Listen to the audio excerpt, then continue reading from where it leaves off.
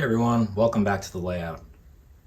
This is going to be part 2 from my previous update on the yard. I'll post a link here if you want to go check that out first, but this is going to be kind of what's been going on in the layout room over the past few months. Been working little by little when I can, mostly on scenery. As you could see, this is kind of the second phase, I guess, of getting scenery in on this part of the layout.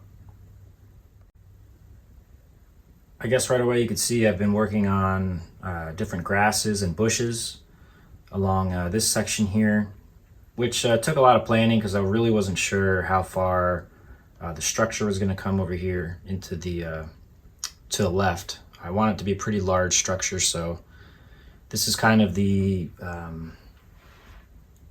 mock-up of what I want to do. It's a lot of trial and error, and since this building is kind of based off of real structure but not really, so it's it's a little bit harder trying to plan everything out rather than just modeling an existing structure, which I like to do if I could.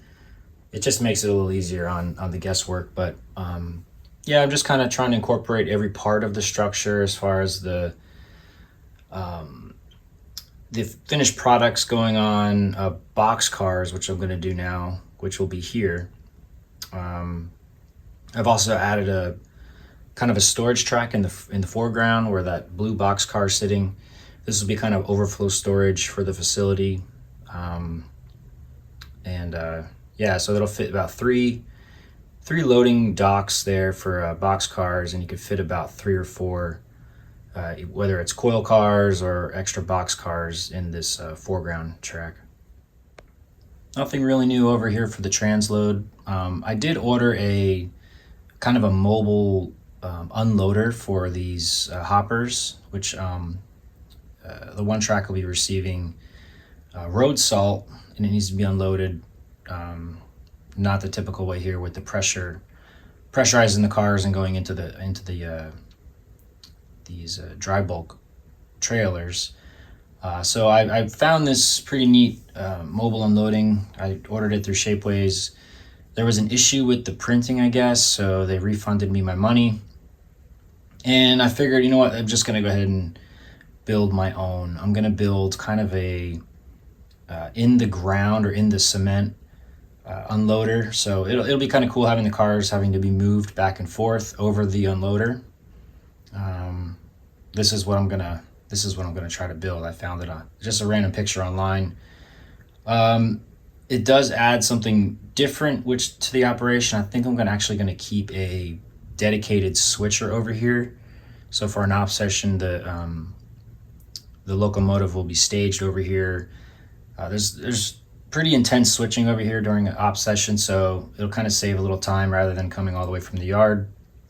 The cars will be stored in the back track where that one's peeking out there. You'll have about 5 or 6 cars to move around, and it just gives another movement on a different job to kind of come and interchange these cars for swap out the empties with loaded cars. But yeah, I think that'll be kind of a fun little project, and I've got a little trip coming up. We'll be sitting somewhere for a little while, so I think I'm going to go ahead and design that and have it printed when I get back. This is the majority of the scenery materials that I've been using. On my old layout, I really like the Martin Wahlberg different bushes and grasses that he makes. They're really nice. So I've just been collecting all different types of, or different colors, tones, different heights, just buying a little bit of everything just to blend everything in. As far as the static grasses, this is the ones I'm using from Scenic Express. Just a blend of 2mm, 4mm, late summer and autumn colors. And it kind of gives me this tone that you'll see over here. Since I'm kind of modeling like midsummer, so it's kind of dry, but also there is some green.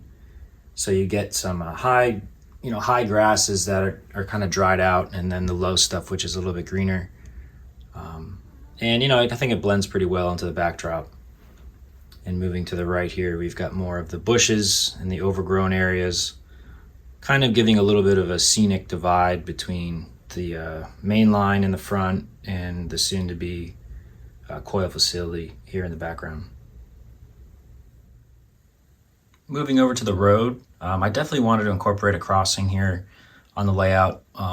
Finding the right place was a little tricky. I didn't want it to be in a spot where you're always kind of blocking a road crossing. So we've got here kind of a 3-track crossing, the last track going into the coil facility and the 2 ones in the front, kind of the runaround in the main line.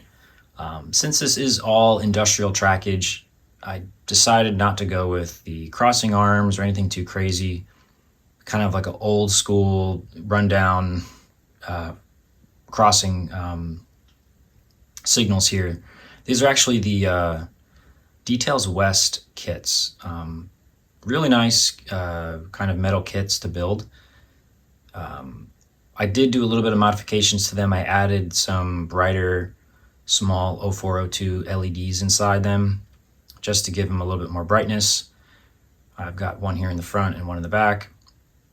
For the system itself, I still haven't installed the detection, which I'll do shortly, and I'll post a video about that as well.